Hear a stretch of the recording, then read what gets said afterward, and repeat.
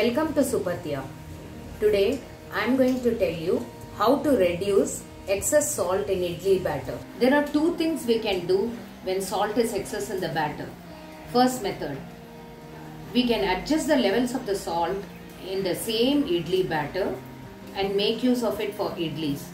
Or we can use the same batter with slight modifications to make dosas and uttappams. Do watch till the end of the video because both the solutions might be very useful to you.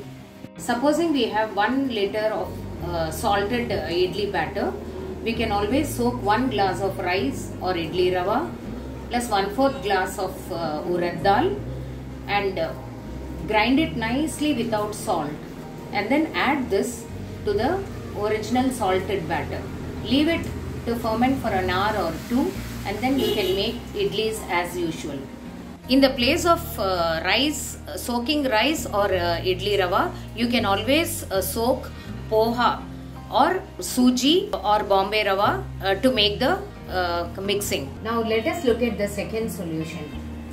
Soak half cup of suji and half cup of wheat flour in some water. Put it in a mixer jar, grind it well and then add this mixture to the salted idli batter.